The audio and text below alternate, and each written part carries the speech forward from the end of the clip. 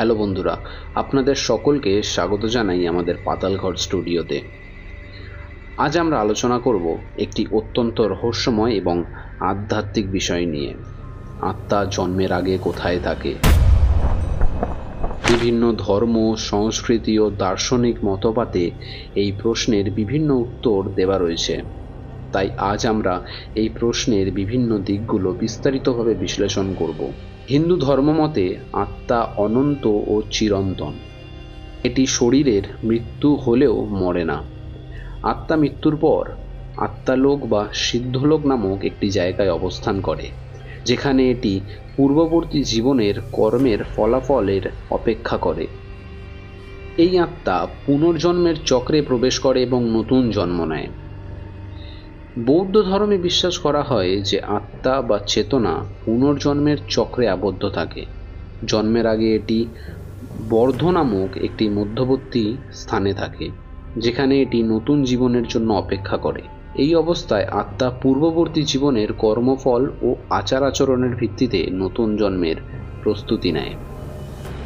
খ্রিস্ট ধর্মে আবার অনেকেই বিশ্বাস করে যে আত্মা ঈশ্বরের সৃষ্টি, তাই সরাসরি ঈশ্বরের কাছ থেকে আসে।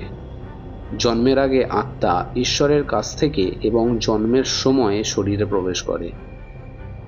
খ্রিস্টান ধর্মে আত্মার অস্তিত্ব ও তার গতিবিধি সম্পূর্ণরূপে ঈশ্বরের ইচ্ছার উপর নির্ভর করে। আবার ইসলাম ধর্মে বিশ্বাস করা হয় আত্মা আল্লাহর সৃষ্টি, তা আল্লাহর কাছ থেকে আসে। আল্লাহ যখন চান তখন আত্মাকে শরীরে প্রেরণ করেন। এই আত্মা আল্লাহর ইচ্ছা অনুযায়ী জন্মগ্রহণ করে এবং শরীরের সাথে যুক্ত থাকে।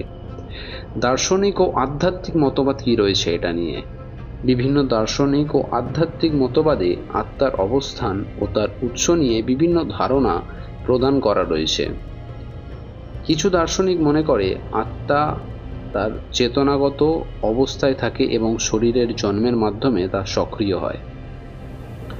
আধুনিক বিজ্ঞান যদিও এই বিষয় নিয়ে কোনো নির্দিষ্ট উত্তর দিতে পারেনি, তবে বিভিন্ন ধর্ম ও দার্শনিক মতবাদ মানুষের বিশ্বাস ও চিন্তাধারাকে প্রভাবিত করেছে।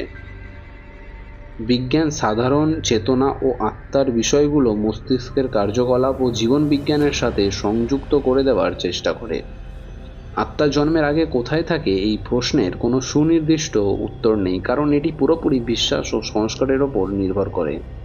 বিভিন্ন ধর্ম ও মতবাদে এই বিষয়গুলো আলাদা আলাদা ধারণা প্রদান করে থাকে।